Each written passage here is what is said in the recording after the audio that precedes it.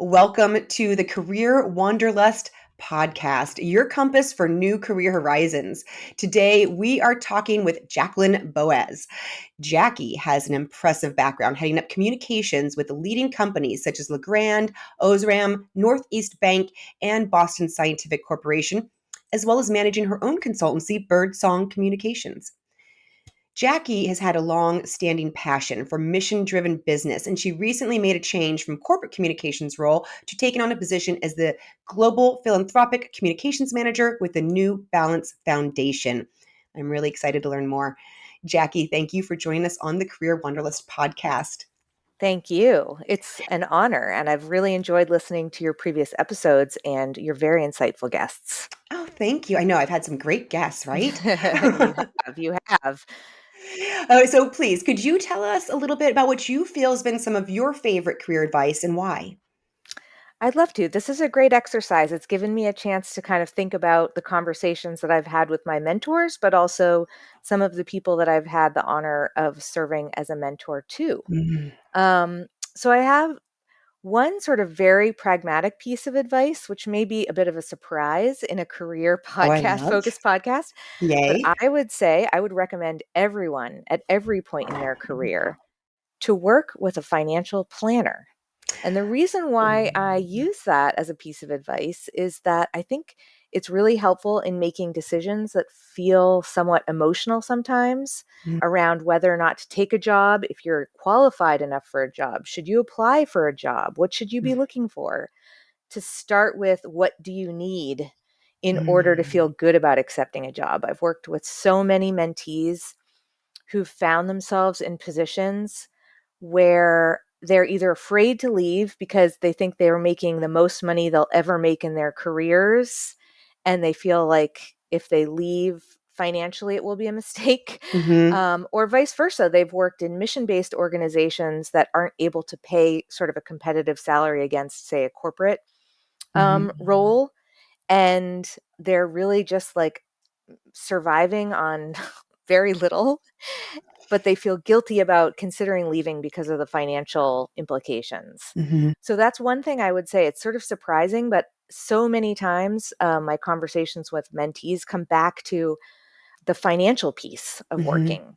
And Mhm. so understanding like what you need to live off of and what your financial plans are for the future, what age you'd like to retire, for Mhm. example, having those conversations so that you can make a decision based on what's going to be best for your financial health in addition to your career and sort of emotional health, I think is really Right. important. Wow, really good advice. Not something you're right, it is not it's atypical advice, but really, really good. You're right, compensation is a big aspect of changing jobs. And what's interesting from my perspective as a Hmm. recruiter is even though this is a huge aspect, it is not the aspect that makes you happy, right? Right. It's but so the It can financial make you planner unhappy very can quickly. kill very happy. True story. But that's why I love this financial planner. Like they'll help you figure out where you need to be to help you make those decisions. So sometimes you can be okay making a little bit less. Hmm. Sometimes you do need to be making more. And sometimes you're not quite sure where that balance is. So I love this advice. Thank you. It's not something I've thought about before, and I think it's brilliant personally. I think it helps set, I'll say, early in career and women up for success in Mm, specifically because there's so much angst around right. asking for what you deserve, Mhm. or conversations around raises So or true. promotions. And so if you can sort of take the fear out of it around your self-worth and think about like, oh, I live in New York City and I'm doing a copywriting job. Mhm. And so now do I need four other jobs to be able to keep this copywriting job that might lead me to something more senior if I stick it Mhm. out? Like you can sort of take the angst out of it by just knowing realistically, financially, what you need Yeah, it gives you that first. clarity. Yeah, Yeah. I mean, Yep. clarity is incredibly valuable in every aspect, and yes, in finances, so many of us don't have clarity there. Yep. So Yep. So really, that's my really, my yeah, pragmatic piece of advice. yeah.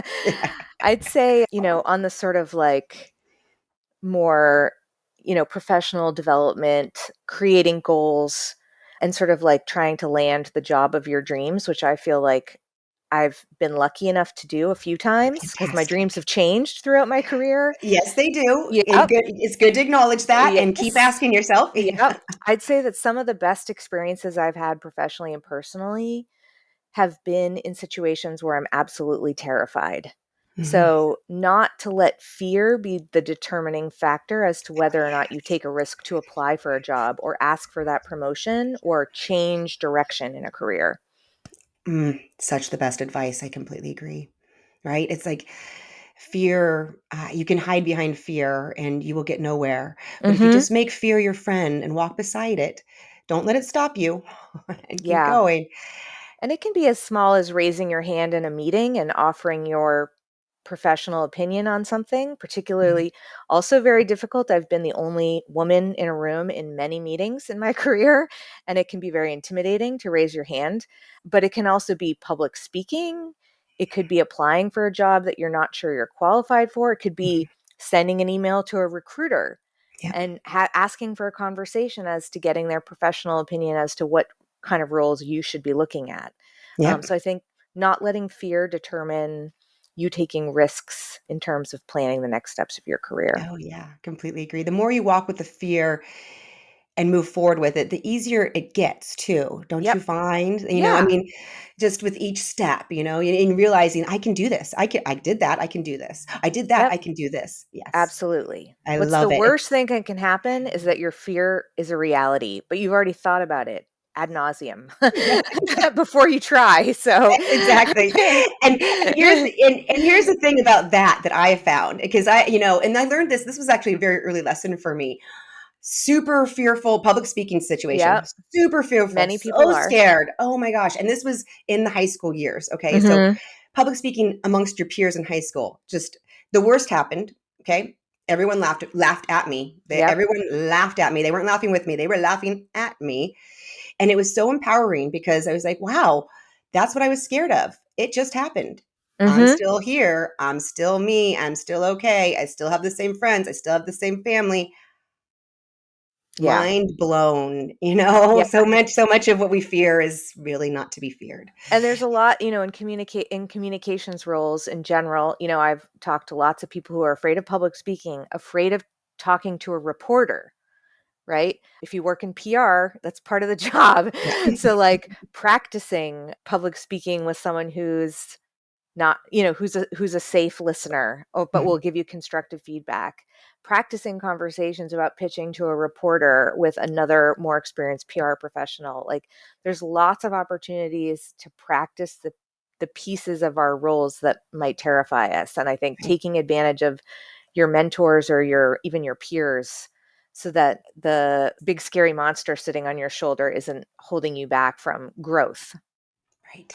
Oh, I love it. Such great advice. Thank you for sharing that. And Happy and to. I love a story. So, could you Yeah. share a story about something impactful that happened to you in your work situation? What happened? What did you learn from it?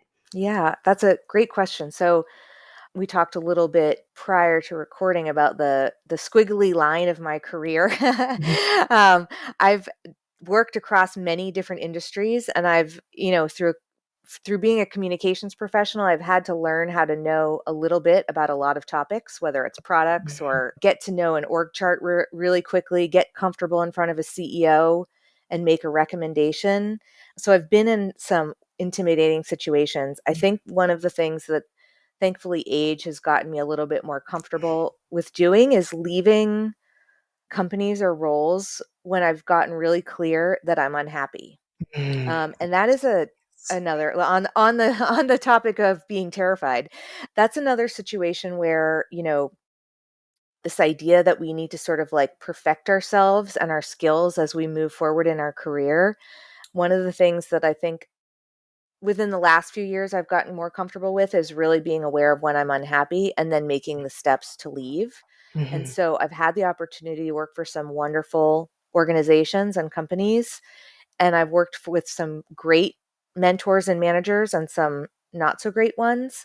But at the end of the day, when you are dreading on a Sunday night, starting work on Monday, or Mhm. worse, you're thinking about Friday night on Monday morning.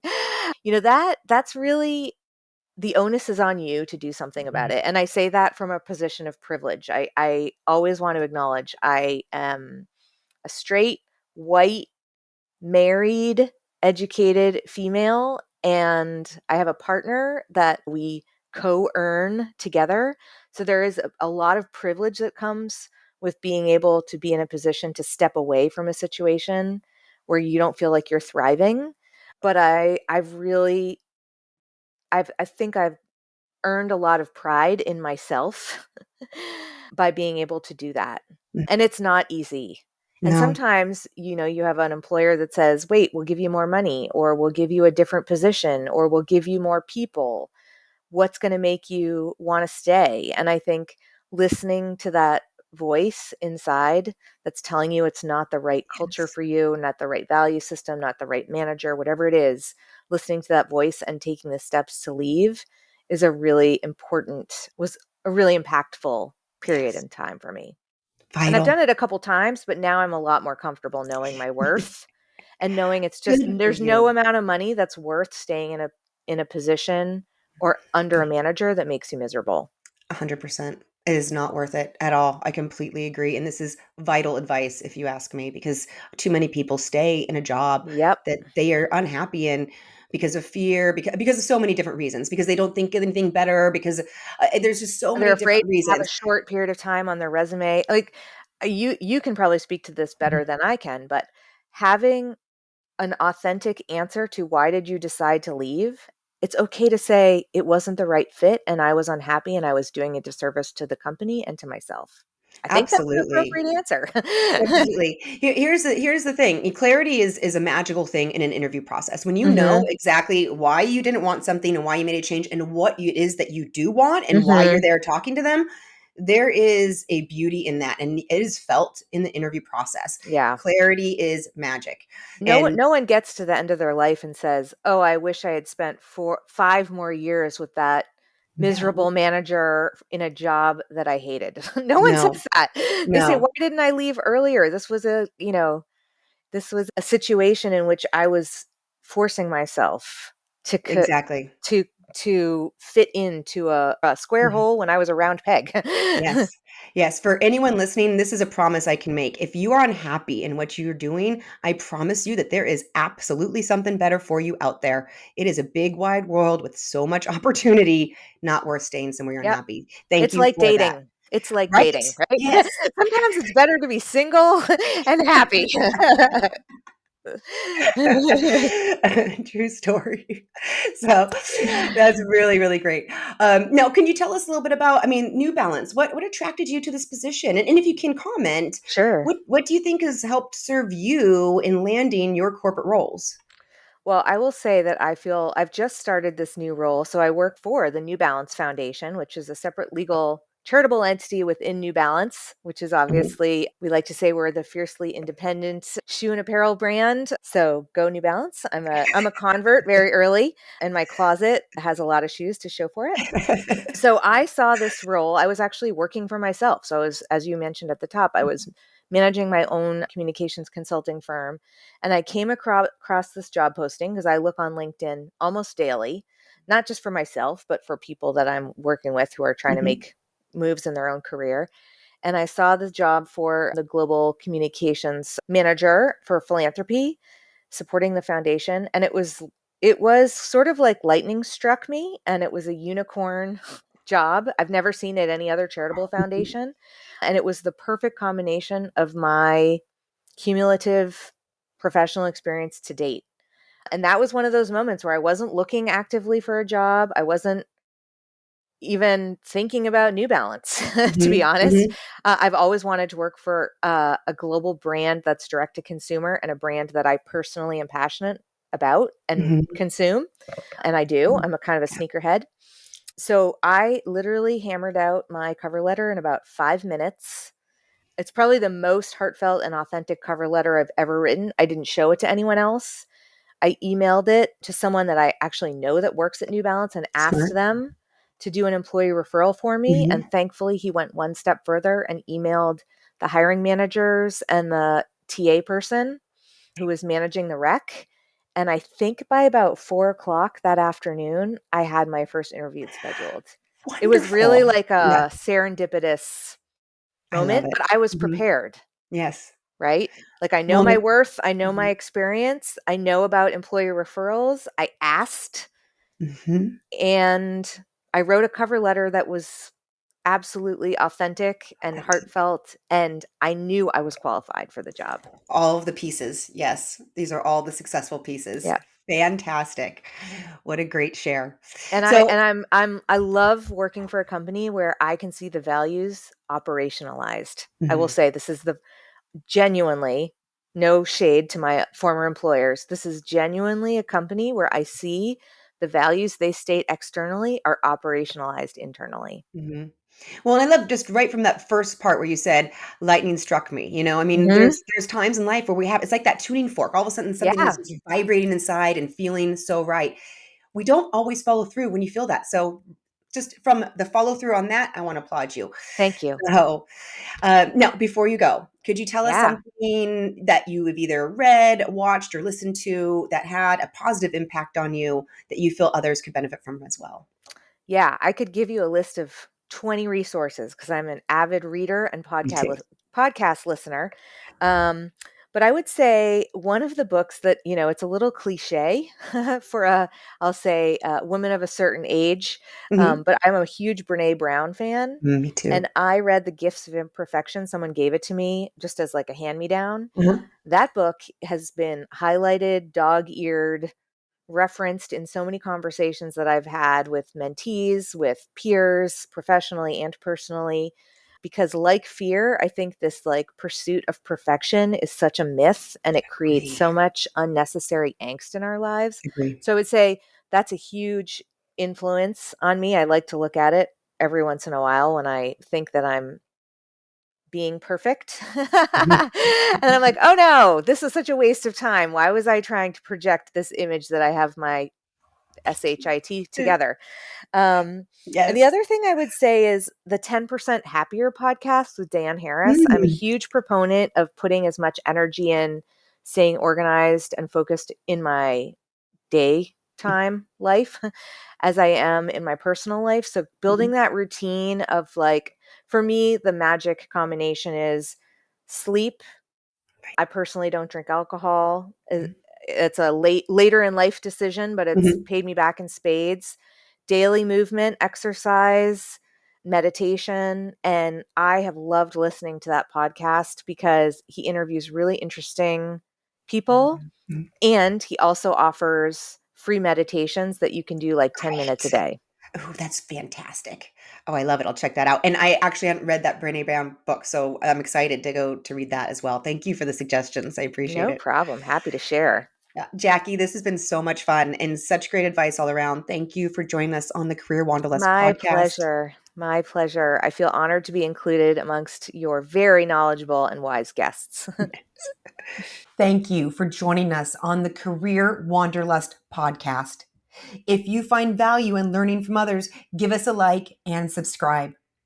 If you're looking to grow your communications, marketing, public relations, or sales and biz dev team with the best talent and quickly, check us out at paradigmstaffing.com and submit a request. We are wishing you a most successful and fulfilling career. Until next time.